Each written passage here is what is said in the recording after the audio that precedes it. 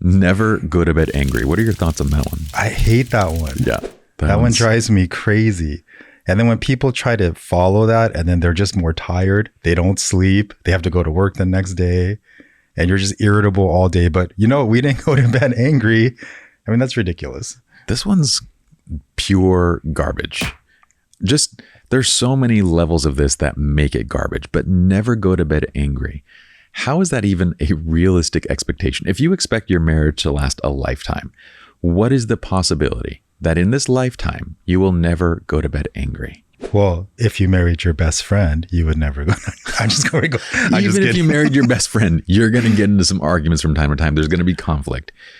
So what is the likelihood that you can make it your entire life without ever going to bed angry? It's impossible.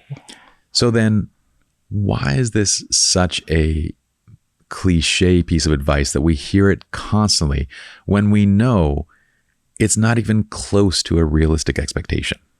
I mean, I think the premise is that you should try to solve your problems before sleeping.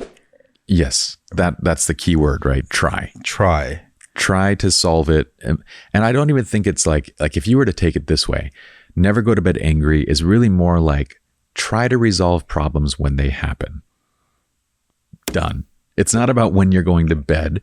It's not about what time of day it is. Because if we fight at noon, it doesn't mean that we should wait until the evening to try to resolve it, right? It means that, yes, make an attempt to resolve something when it happens. And then even if you do go to bed angry and you guys both acknowledge, okay, we're both upset, we're not in a good space, let's sleep this off and revisit it, that's still a good problem-solving space. For sure. Well, that's the other piece to this, right? Like, let's say that we get in that. Let's say we have that argument at noon. We attempt to resolve it, but we're both too heated. You know, when you actually get like emotionally, like physically aroused from an argument, your body goes into a nervous system response. You know this better than anybody. And how long does it take to come down? 4, 6 hours? What is yeah, the time? I mean, if you're in it could go on for hours and hours, 4 to 6 hours. That's once you have like space to cool off, right? Once you actually can process. But if you just stay in it, it just keeps going. It's going to fester all day. It could go on for days and weeks. So even if we tried to resolve it at noon, we might realize that, hey, we're just going around in circles and we're not getting anywhere because we're both in that like fight or flight type nervous system response and we can't even get anywhere.